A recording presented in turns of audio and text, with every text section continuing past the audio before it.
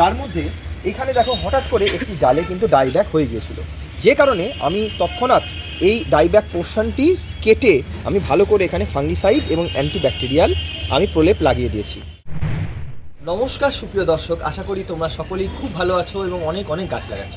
বন্ধুরা, আমার হাতে রয়েছে ছোট্ট একটি ফ্ল্যাট টব, আর এখানে রয়েছে একটি ছোট্ট অ্যাডেনিয়াম গাছ, যেখানটায় একটা দুর্দান্ত ফুল ফুটে রয়েছে অ্যাডেনিয়াম।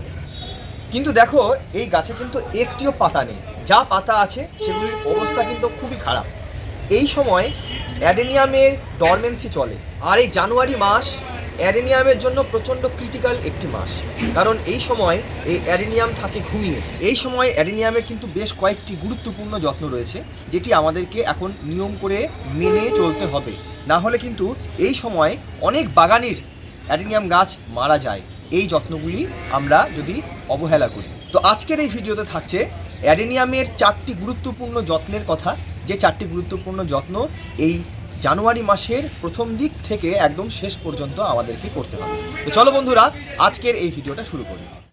বন্ধুরা, অ্যাডেনিয়াম হচ্ছে মরুভূমি গোত্রীয় একটি গাছ, যে কারণে এই গাছের কিন্তু জলের চাহিদা নেই বললেই চলে, এবং এই গাছের যে কডেক্স হয় বা গোড়া হয় সেখানে কিন্তু প্রচুর পরিমাণে জল ধরে রাখতে পারে। এই সময় এই জানুয়ারি মাসে আমরা বড়জোর 3 থেকে 4 বার জল দেব, তাও খুব কম মাত্রায়, কারণ এই অ্যাডেনিয়াম গাছে যে পরিমাণ জল থাকে এই সময়ে গাছের জন্য যথেষ্ট, তাই কডেক্স থেকেই সে তার পর্যাপ্ত জল টেনে নিতে পারে। যদি পর্যাপ্ত জল নাও থাকে, তাহলে যদি তোমরা দেখো যে কডেক্সটা একটু হালকা শুকিয়ে গেছে, তাতেও কিন্তু গাছের কোনো ক্ষতি হবে না, গাছ মরবে না। কিন্তু এই সময় অতিরিক্ত জল দিলেই কিন্তু গাছের প্রচণ্ড ক্ষতি হয়। আমরা যদি এই সময় মিডিয়াকে বেশি পরিমাণে সিক্ত অবস্থায় রাখি, তাহলে কিন্তু অ্যাডেনিয়ামের গোড়ায় কিন্তু প্রচণ্ড পরিমাণে ক্ষতি হতে পারে। কারণ হচ্ছে এই সময় প্রচণ্ড ঠান্ডায় শেকড়গুলো কিন্তু গলে যায় এবং সেখানে কিন্তু ফাঙ্গাস তৈরি হয় এবং সেখান থেকে কিন্তু রুট ড্যামেজ হয়ে গিয়ে পুরো গাছটাই মারা যায়। তো এই কারণে আমরা কিন্তু জল একদম দেবো না, গোটা মাস জুড়ে হয়তো বড়জোর 3 থেকে 4 বার জল দেবো। তাহলে গ্যাপটা তোমরা বুঝতে পারছো, সেটাও খুব কম পরিমাণে, জল না দিলে আরও ভালো। দ্বিতীয় ট্রিটমেন্ট হলো, এই সময় গাছকে কিন্তু আমাদের সব সময়ের জন্য পর্যবেক্ষণে রাখতে হবে। এই সময় কিন্তু আমরা কোনোভাবেই ওভারলুক করবো না এই অ্যাডেনিয়াম গাছকে। জল দিচ্ছি না মানে এই নয় যে গাছকে আমরা ওয়াচ করবো না। এই সময় গাছের উপরে একটা ওয়াচিং খুব ইম্পর্ট্যান্ট একটা বিষয়, কারণ এই সময় কিন্তু এই অ্যাডেনিয়াম গাছের ডাইব্যাক হলেও হতে পারে, হওয়ার সম্ভাবনাই বেশি। আমার কাছে প্রায় 35টি অ্যাডেনিয়াম গাছ হয়েছে, তার মধ্যে এখানে দেখো হঠাৎ করে একটি ডালে কিন্তু ডাইব্যাক হয়ে গিয়েছিল, যে কারণে আমি তৎক্ষণাৎ এই ডাইব্যাক পোর্শনটি কেটে আমি ভালো করে এখানে ফাঙ্গিসাইড এবং অ্যান্টিব্যাকটেরিয়াল আমি প্রলেপ লাগিয়ে দিয়েছি। এখানে দেখো যে পাতাগুলো একটু বিবর্ণ হলুদ হয়ে যাচ্ছে, নষ্ট হয়ে যাচ্ছে, এগুলো কিন্তু আমাদের ম্যানুয়ালি হাত দিয়ে কিন্তু দেখে ফেলে দিতে হবে। এই কাজটি কিন্তু খুবই ইম্পর্ট্যান্ট কাজ, কারণ এখান থেকে যদি আমাদের ডালে ফাঙ্গাস অ্যাটাক হয়ে যায়, তাহলে কিন্তু গোটা গাছটাই নষ্ট হয়ে যেতে পারে।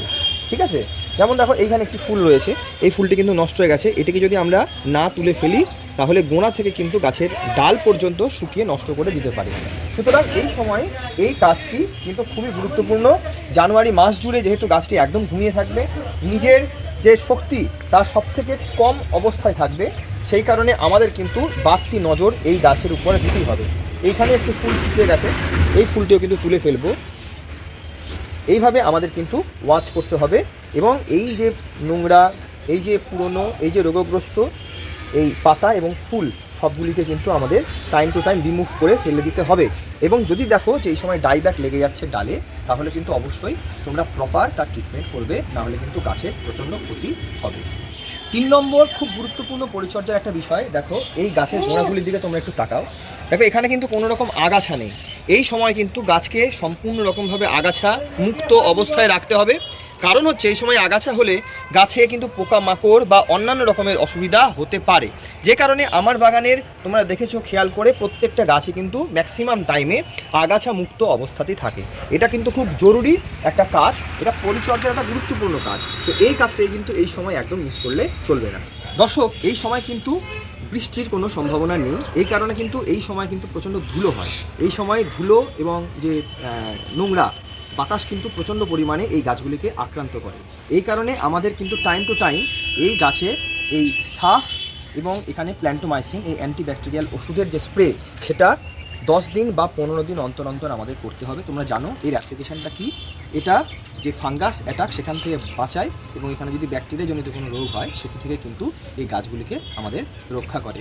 তাই এই সময়ে 10 দিন অন্তর বা 15 দিন অন্তর আমরা গাছকে এইভাবে এই দুটো ওষুধ দিয়ে প্রতি লিটারে 1 গ্রাম করে এর যে উপাদান সেটা দিয়ে আমরা স্প্রে করে দেবো। সেটা দেবো অবশ্যই সকালবেলায় বা দুপুরের আগে, কারণ দুপুরের পরে বিকেল থেকে কিন্তু শুরু হয়ে যায় কুয়াশা বা হিমের দাপট, সেই সময় কিন্তু গাছে দিলে সেটি কোনো কাজ করবে না। তাই অবশ্যই সকালের দিকে দাও অথবা দুপুরের মধ্যে তোমরা এই ওষুধটিকে গুলে ভালো করে এই গাছগুলিকে তোমরা ভিজিয়ে দাও। এছাড়া গাছে কিন্তু কোনোরকমভাবে জল স্প্রে বা স্নান করাবে না, তাতে কিন্তু হিতে বিপরীত হবে। এই সময় কিন্তু এই দুটি ওষুধ ছাড়া তেমন কোনো ওষুধ দেওয়ার এই গাছে কোনো রকম প্রয়োজন নেই। তো এই 4টি কাজ কিন্তু আমাদের টাইম টু টাইম করতে হবে। কীভাবে করতে হয় তোমরা অবশ্যই জানো, তবু তোমাদের সুবিধার জন্য আমি দেখিয়ে দিচ্ছি আমি কীভাবে এই কাজটি করছি। বন্ধুরা, এখানে রয়েছে একটি 10 লিটারের বালতি। তোমরা জানো প্রতি লিটারে আমরা 1 গ্রাম করে দেবো এটা, তাই এখানে দেবো আমি 10 গ্রাম। এটি হলো সাফ, এটা কিন্তু খুবই ভালো এবং কার্যকরী একটি ফাঙ্গিসাইড। এই ফাঙ্গিসাইডটা আমি 9 গ্রাম মতন দিয়ে দিলাম, 9 থেকে 10 গ্রামই থাকবে। পাশাপাশি এটিও প্ল্যান্টোমাইসিন যেটা ওষুধ সেটাও কিন্তু আমি দেব ওই একই অনুপাতে প্ল্যান্টোমাইসিন। এটা যেহেতু আমার আন্দাজ হয়ে গিয়েছে তাই আমি সেইভাবেই আমি দিচ্ছি। তোমরা অবশ্যই একটি পরিমাপক ব্যবহার করবে, কারণ নতুন ছাদ বাগানিরা যদি পরিমাপের যদি ঠিকঠাক না রাখো তাহলে কিন্তু সমস্যা হতে পারে। ভালোভাবে জলের সাথে মিশিয়ে নেব। দেখো জলের রং একদম সবুজ হয়ে গিয়েছে, সাফ ফাঙ্গিসাইডের রঙটি সবুজ। এবার দেখো সুন্দরভাবে ওষুধটি জলের সাথে গুলে গিয়েছে।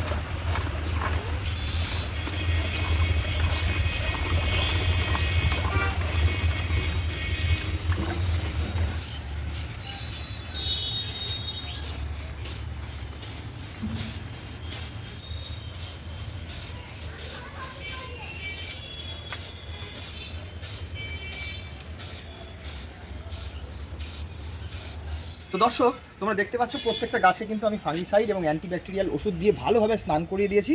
আমার এই এলাকায় কিন্তু প্রচণ্ড পরিমাণে ধুলোর একটা প্রবণতা রয়েছে, প্রত্যেকটা গাছে একটা লেয়ার পড়ে যায় দুদিন যদি আমি জল না দিই। কিন্তু এই সময় তো একদম জল দেওয়ার কোনো জায়গা নেই, তাই আমার গাছের চেহারা কিন্তু খুব করুণ, কারণ বেশ কয়েক মাস ধরে বৃষ্টি হচ্ছে না। কিছু করার নেই, এই সময়টা আমাকে এভাবেই এই গাছগুলিকে বাঁচিয়ে রাখতে হবে। তো এখন এই মুহূর্তে এই 4টি পরিচর্যা তোমরা করো এবং অ্যাডিনিয়াম গাছগুলিকে এই ডরমেন্সি পিরিয়ডটা সুন্দরভাবে কাটিয়ে উঠতে সাহায্য করো। আজকের এই ভিডিওটা আশা করি তোমাদের অনেক ইনফরমেটিভ বলে মনে হয়েছে।